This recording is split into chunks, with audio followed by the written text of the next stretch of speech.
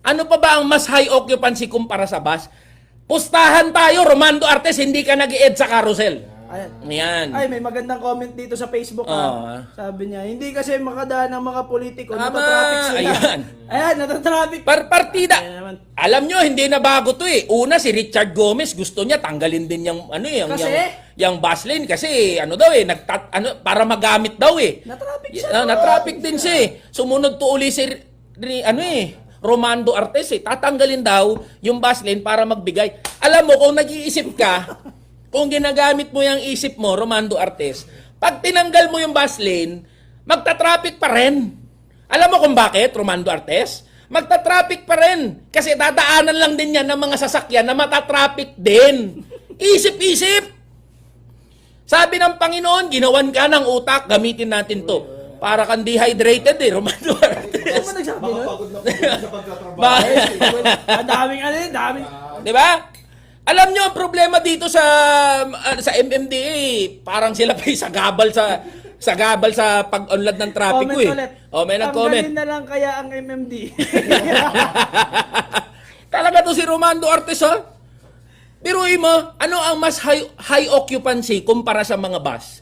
Ang bus, pwedeng magsakay ng 40 to 60 passengers. Maliit yan. 40 to 60 passengers. Maliit. Ngayon, kita nyo to mga boss.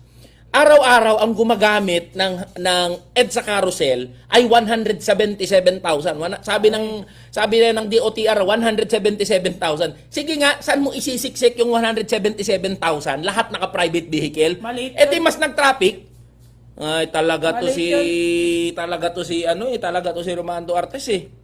Tapos ito, hindi to alam ng lahat.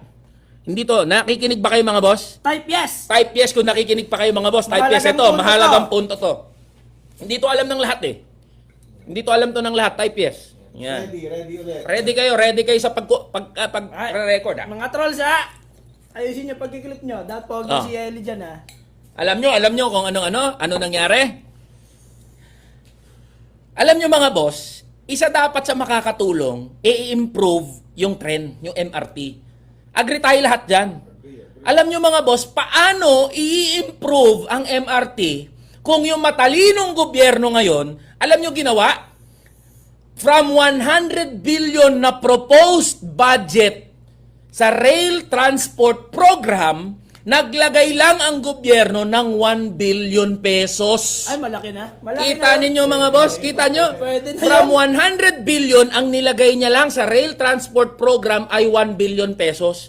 Ang rail transport program mga boss, kasama dyan yung MRT rehabilitation. Paano nyo ngayon i-rehabilitate ang MRT kung 1 billion lang ang nilagay nyo? May gobyerno tayong galit sa tren. Ay, baka masagasaan Kasi mga nagka-tren eh. May gobyerno tayong galit sa tren. 1 billion lang. From 100 billion proposed, ang nilagay lang ng gobyernong to sa rail transport program ay 1 billion. Ito, may Kita comment. ninyo naman yan Yan ang resulta kapag hindi danas ng mga namumuno. Yan, tama. Yun. Kaya i-challenge natin to. Chairman, MMDA, Romando Artes, Magtugig ka mag-ed muna. sa carousel ka. Araw-arawin mo ang pag-i-ed sa carousel. At pag-MRT. Yan, mag-MRT ka, mag-ed sa carousel. Dapat, alam nyo, dapat ang mga politiko, required na mag-public transport. Dapat ipagbawal yan, ang dami yung kotse.